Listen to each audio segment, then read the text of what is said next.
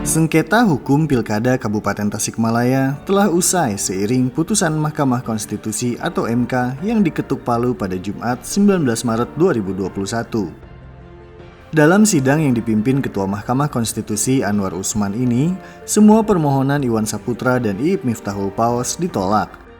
Kuasa hukum KPU Kabupaten Tasikmalaya Ali Nurdin berucap syukur atas putusan tersebut. Diwawancara melalui panggilan video Sabtu 20 Maret 2021, Ali membeberkan permohonan pemohon tidak diterima MK karena diantaranya tidak memenuhi syarat permohonan terkait selisih ambang batas. Ada beberapa bagian yang menjadi pertimbangan majelis hakim berkaitan dengan pokok gugatan Iwan Iip.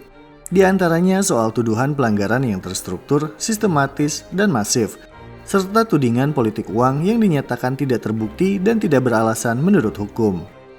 Selain itu, surat rekomendasi Bawaslu terkait surat instruksi dan surat edaran akselerasi sertifikasi tanah wakaf, Mahkamah tidak mendapatkan keyakinan bahwa hal tersebut terbukti kebenarannya sebagai pelanggaran dalam Pilkada Kabupaten Tasikmalaya. Hal lainnya adalah tentang kotak suara yang tidak tersegel dengan benar. Mahkamah tidak mempertimbangkan lebih lanjut karena tidak signifikan dapat mengubah perolehan suara.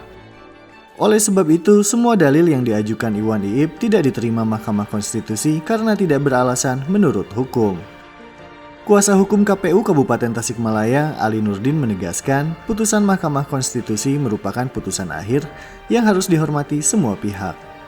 Putusan Mahkamah Konstitusi ini, sebagaimana halnya putusan Mahkamah Konstitusi dalam perkara Pilpres, Pileg, maupun pilkada lainnya merupakan putusan akhir yang harus dihormati oleh semua pihak, baik oleh penyelenggara pemilu, KPU dan Bawaslu, para pasangan calon nomor 2 maupun nomor 4, dan juga masyarakat yang ada di Kabupaten Tasikmalaya.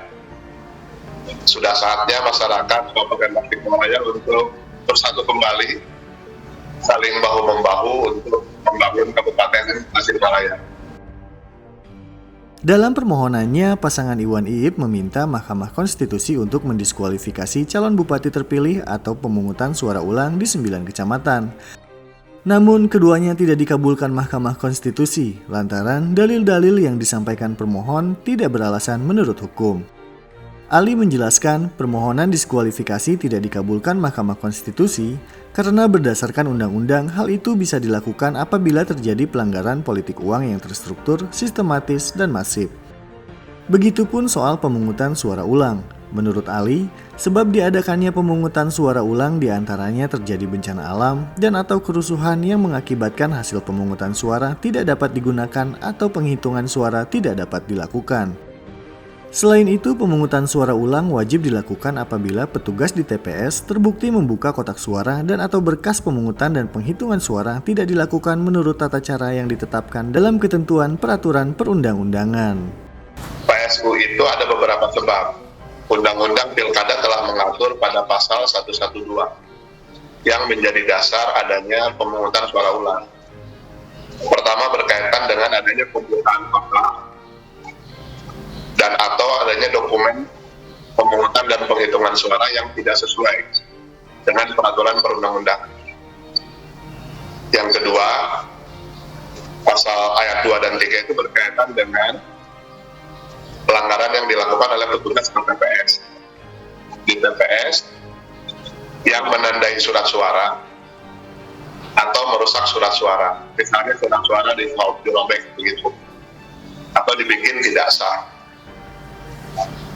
Yang ketiga, pada ayat 4 dan 5 itu berkaitan dengan pemilih yang tidak sah, yaitu lebih dari satu pemilih yang mencoblos lebih dari satu kali di TPS yang sama atau TPS berbeda, atau lebih dari satu pemilih yang tidak terdaftar sebagai pemilih akan tetapi menggunakan hak pilihnya.